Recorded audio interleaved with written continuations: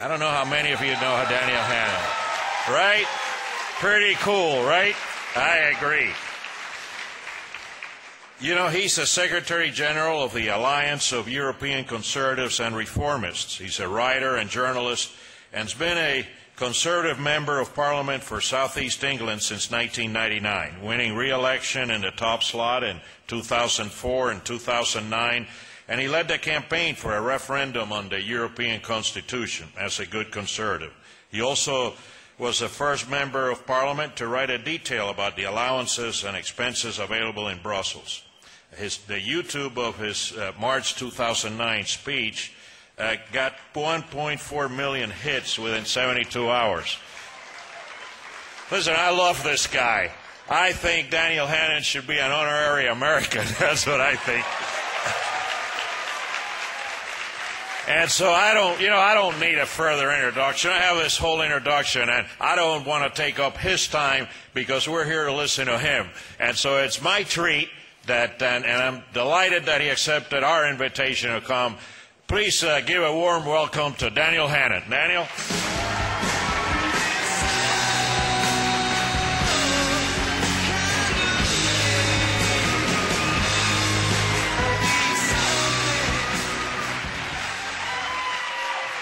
Well, thank you very much, ladies and gentlemen. Thank you. Thank you. And what a wonderful 3 days this has been. You know, I'm coming out of CPAC with new energy, with new resolve, with new purpose, with a spring in my step. I didn't think this was meant to happen when you get involved with Washington politics. You know, I'm coming away illusioned and enchanted with Washington politics. And what a contrast, I've got to tell you, what a contrast with the European Union that I flew away from a couple of days ago. Europe is in the grip of a prolonged winter, literally and figuratively, a winter of discontent. Everywhere you go, there are protests, there are people grumbling, there are people blockading the streets. Greece is becoming ungovernable. France, every weekend, there's a demonstration against the latest proposals to raise the retirement age to 42 or whatever it is. Belgium, where I mainly work, well, you know, Belgium was without a government for nearly 2 years, and it was working brilliantly. Every growth forecast was higher than the last one, but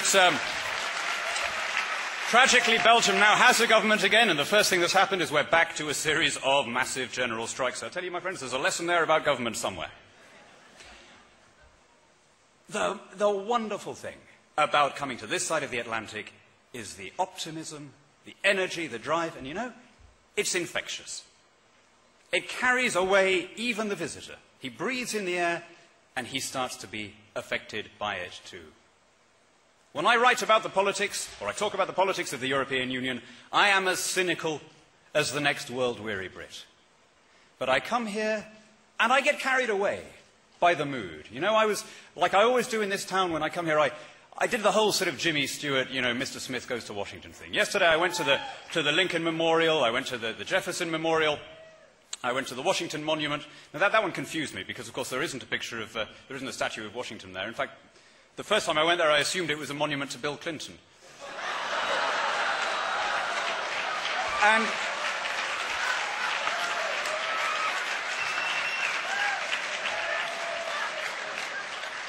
But, you know, you get carried away, and I came away with a battle hymn of the Republic swelling in my mind. And even here, among fellow Conservatives, the drive, you know, if this was a group, if this was the CPAC somewhere in the UK or in Europe, we would be grumpy, right?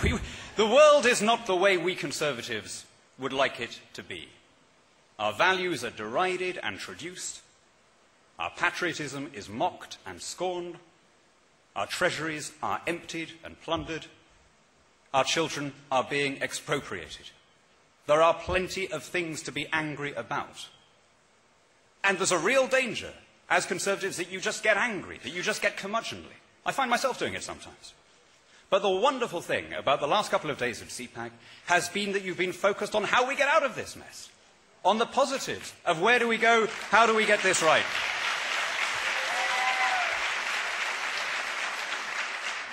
And that is the most wonderful thing about American conservatism, and it's when we are optimistic that we win. That was the secret of Margaret Thatcher's success in my country, of Ronald Reagan's in yours. It was the ability to infuse their words with a little hint of warmth, a breath of optimism, a sense that the best was yet to come. Where does it come from? This extraordinary self-confidence that every visitor in your country notices, this incredible self-belief that is like a force of nature, awesome and inexorable. An optimism and a confidence that took a dream of liberty and turned it into a functioning state, and then placed the flag of that state on the moon. That attracted tens of millions of people from every corner of the world to come here, and that liberated hundreds of millions more from the evils of fascism and communism. Where does it come from? Well, you know, American friends will sometimes say to me, it's in the culture. Well, yeah, okay, but where does that come from? Culture, my friends, is not some disembodied entity that hangs numinously alongside the institutions of a country. Culture is a product of institutions. The success of this country, the energy, the optimism, the self-belief, all go back to the little secular miracle that happened in the old courthouse in Philadelphia nearly 2.5 centuries ago. Your character comes from your institutions. There is perhaps no polity in the world so bound up in the nature of its political structures. And I tell you this, if you go down the road towards more government and more regulation and higher taxes, I don't know if you saw the Heritage Foundation study the other day of how many people are now dependent on the federal government, either through welfare claims or through state employment or whatever. If you go down that road and you reverse the constitutional settlement envisioned by your founders, you see how quickly Americans will start behaving like French people. There's nothing in the soil. There's nothing in the water. There's no law of nature that makes this country the way it is. It comes from the institutions. Your founders understood this.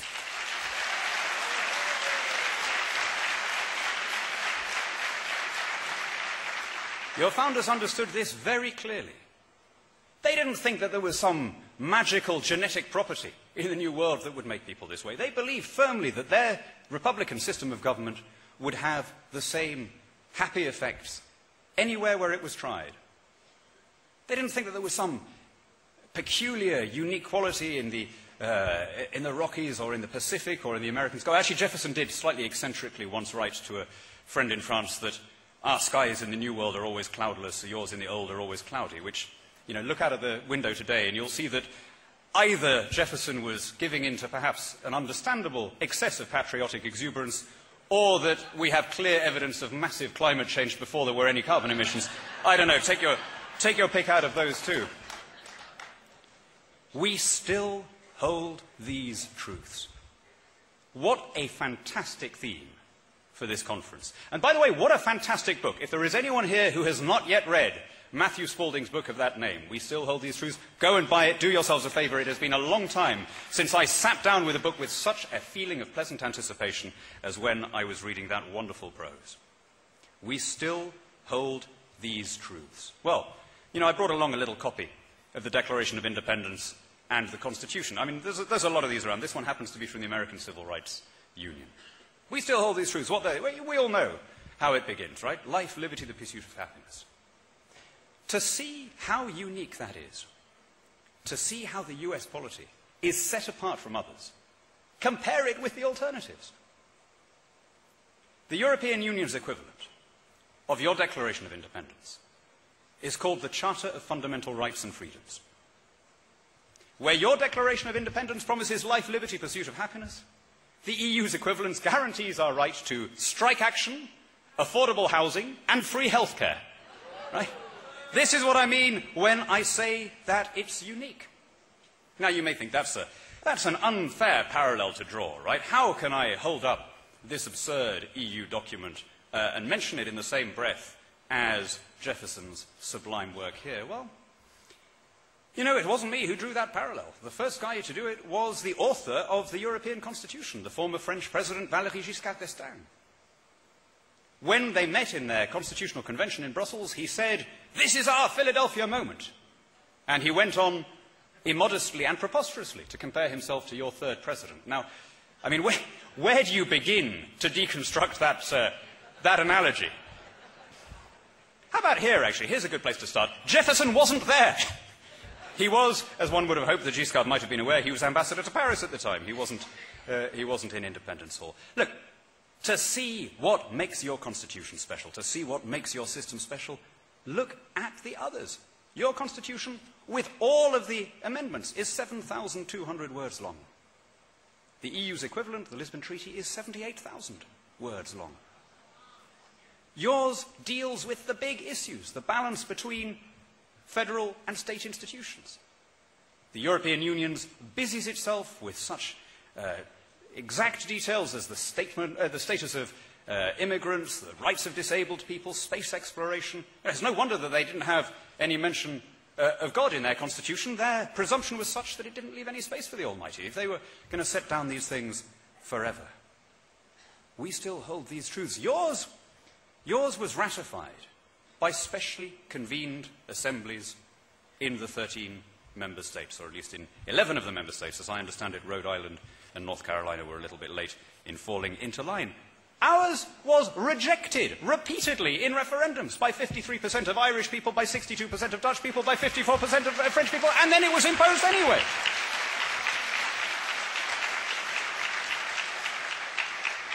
That's the alternative.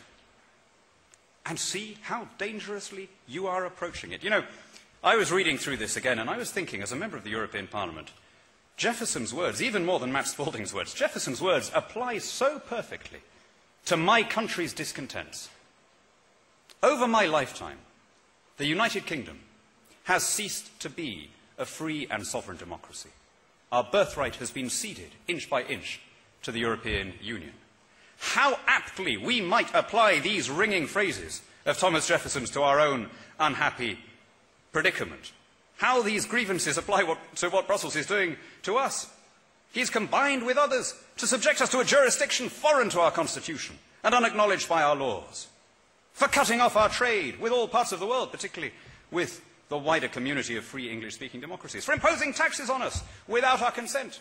The Tobin tax is on the way in Europe, for abolishing the system of English laws.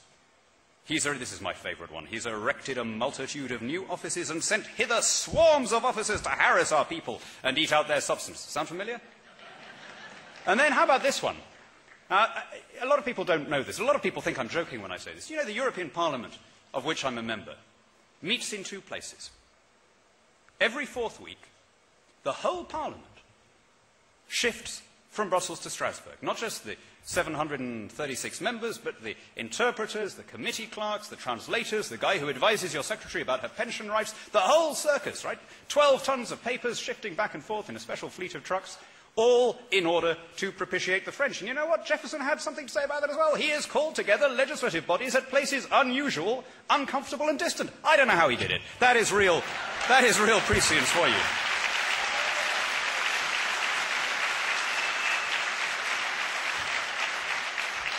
But here's the thing, my friends. The freedoms that you enjoy, the way in which this country holds its rulers to account, the mechanisms that serve to keep the government under control and to remind your politicians that they are representatives and not rulers, they all go back to this document. Because your country was founded in a popular insurrection against a remote government, a certain DNA was encoded at that moment of conception, and it's still with us today. And the unique properties of American democracy, the term limits, the open primaries, the balanced budget rules, states' rights, the diffusion of power, the direct election of every public officer from the school board to the sheriff, all of those things are a working out of that Jeffersonian ideal that decisions should be taken as closely as possible to the people. The tragedy of the European Union is that it was founded in the opposite imperative. Line 1 of Article 1 of the Treaty of Rome commits us to ever closer union. And from that basic categorical mistake come all of the tragedies that we see today, where our treasuries are empty, our credit is exhausted, our people discontented, our governments remote and discredited. Now, I'm sure you can guess which way this argument is moving. If you repeat our mistakes, if you shift power from the 50 states to Washington, from the elected representative to the federal czar, from the citizen to the state, we know exactly what lies in store for you. I've been a member of the European Parliament for 12 years. I am living in your future, or at least the future towards which your present leaders seem intent on taking you. And believe me, my friends, you are not going to enjoy it. I was asked on the radio recently, on a talk radio platform here, a talk radio show, somebody said, what about this theory that Barack Obama was really born in Kenya? I said, no way. He was plainly born in Brussels.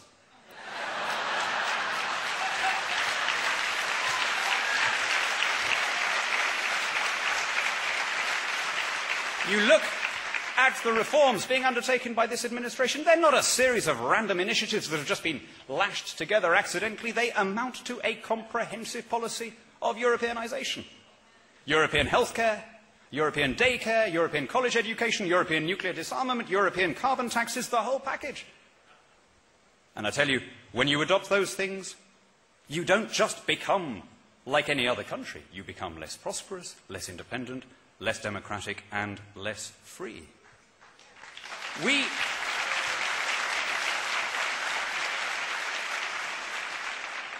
are at the end of the road that you have just set out along. We're screeching towards the cliff. And a couple of us, a very small number of us, in the parliaments of Europe are trying desperately to jam the brakes on while there's still time. And you know what? We look up, and what do we see in our rearview mirror? We see you trying to overtake us, accelerating frantically in the direction that we have been going in.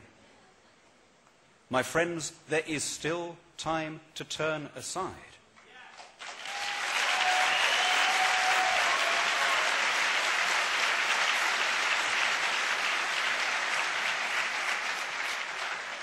The very first speech from this podium at the beginning of CPAC was from Jim DeMint. What a great man Jim DeMint is.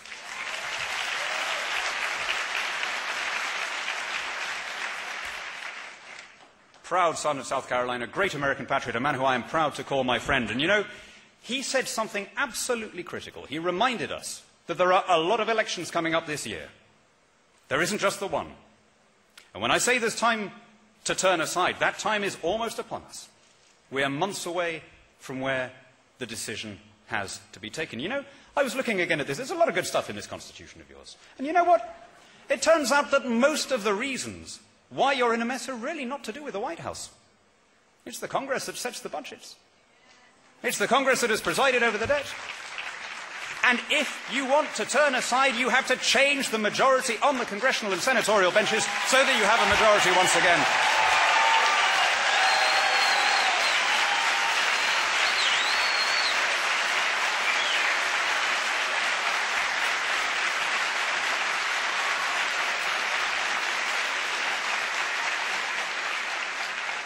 And what kind of congressman do you want? Well, look, we've all got our perfect definition, right? We all agree that it's someone who wants to spend less, someone who wants to give powers back.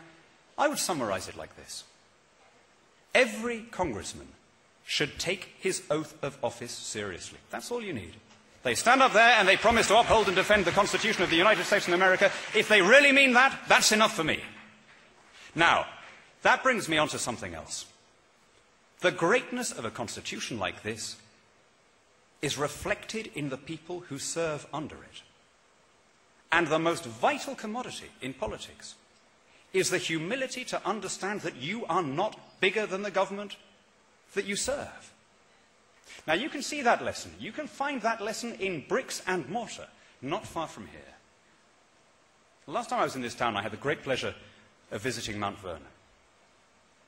And there, in the frugal stonework, in the modest vegetable patches, you descry the character of a man who, though he conceived no children, fathered a nation in the happiest possible circumstances. A man who understood that the greatest gift in politics is the renunciation of power.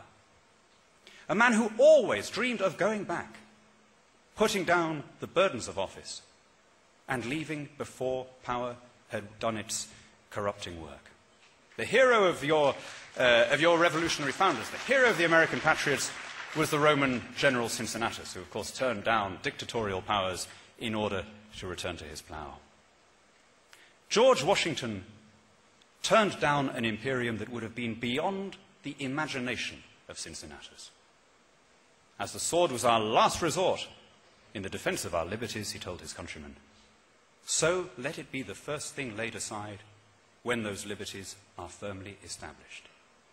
And in that supreme act of modesty, he set the new republic on the happiest possible course. And at the other end of the country, again, in bricks and mortar, you can see the enduring legacy of your first president in the home of your 40th. This is CPAC, so I'm guessing that a fair number of you will have been to visit Ronald Reagan's ranch outside Santa Barbara. If you haven't done that, my friends, I cannot recommend it too highly. You know, in my job as a politician, I've been inside a fair number of politicians' houses. And in almost all of them, there are little reminders of status. There are the photographs with the monarchs and the popes. There are the gifts from visiting statesmen. There are the inscribed books from famous people. In Ronald Reagan's ranch, there was no hint that this was the place where the leader of the free world was happiest, that this was the table from which he'd signed into law the greatest tax cut in American history, that this was the telephone from which he had phoned to console the families of fallen soldiers. And with every step that I took around that little modest farmhouse that he'd made with his own hands, he'd made the fence with sawn-off telegraph poles, he'd painted it himself, the only political sign in the whole place was that the shower head was shaped like the Liberty Bell. And with every step I took, I thought, this is what the founders dreamed of. The citizen president who can't wait to come back to the country and resume his life as a private citizen riding around on horseback.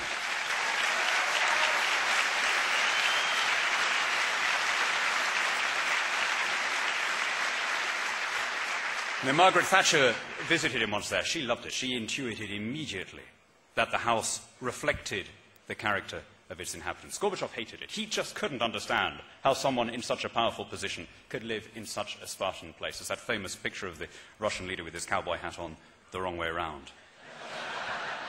Ronald Reagan gave one interview from his ranch to a liberal journalist, a liberal magazine writer. And of course, she, being a lefty, she couldn't understand how a Republican president was living in such a modest place. And she said, what's the attraction? And in that artless way he had, the Gipper indicated the surrounding highlands and he quoted Psalm 121. I will lift up mine eyes unto the hills, from whence cometh my help. That is the perfect attribute of any successful leader, my friends, the modesty to understand that you are passing through institutions that are bigger than you are. And you know what? I wish that every successor could say the same as Ronald Reagan.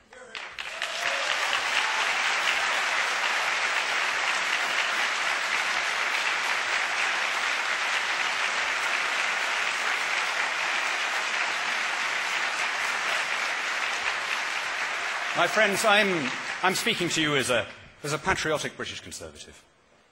I love my country. I'm never happier than when tramping around the countryside of England.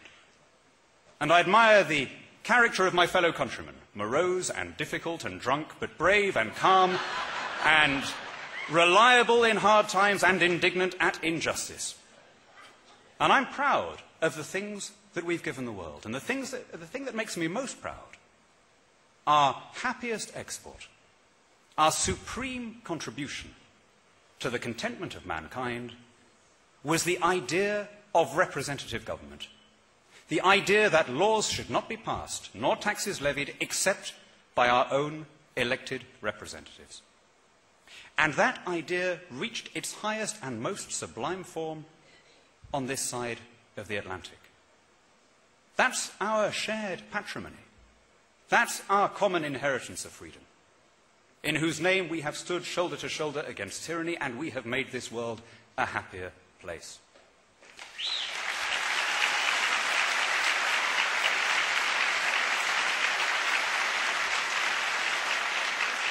And I have to say, that extraordinary heritage is being lost in the country where it was first adumbrated.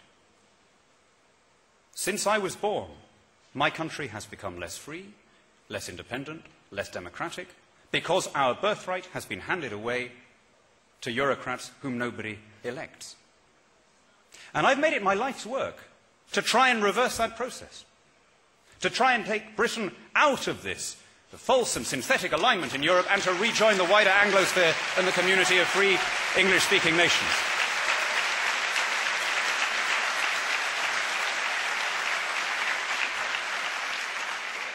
And I am inspired, as British patriots are, when we look over here. We used to think, you know, there is one place where English liberties are still valued. There's one place where they haven't allowed them to be taken from them as we have in the place where they were first proposed. So you can imagine how I feel now when I come here and I see this country repeating all our mistakes. And I see the expansion of government and the erosion of representative rule and the rise of the state, and I see you making all the same mistakes that have made us less free. I used to dream of re-importing, repatriating our revolution, bringing back to the place where they were first proposed these sublime ideas of small government and big citizen. The last time I was in the US, I was in California, in the wine-growing country.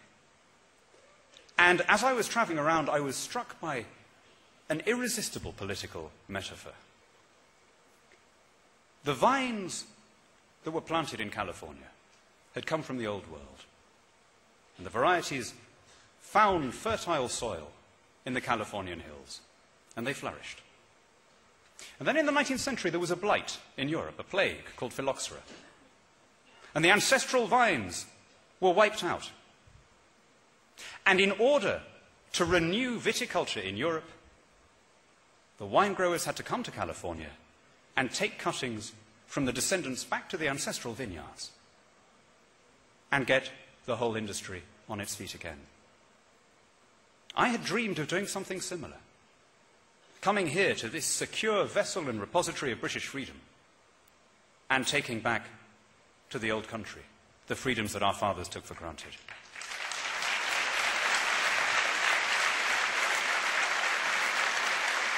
You can imagine how they would have felt, those wine growers, if when they arrived in California, they found that the aphids had got there before them, that the egg was already on the leaf, that there was nothing to bring back, that the dream was finished. There is still time to turn aside. It doesn't have to be this way. You deserve better, my friends, and we expect better.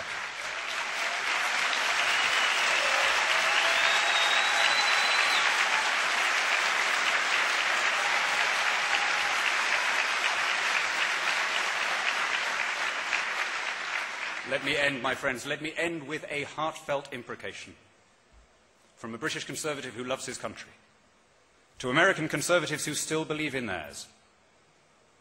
Honour the vision of your founders. Cleave to the most sublime constitution devised by human intelligence. Don't be the generation that cuts itself off from the wisdom of your fathers and disinherits your children. Never be afraid to speak to and for the soul of this nation, of which, by good fortune and God's grace, you are privileged to be part. God bless you, my friends. God bless America. And God bless the alliance of the free English-speaking nations. Thank you.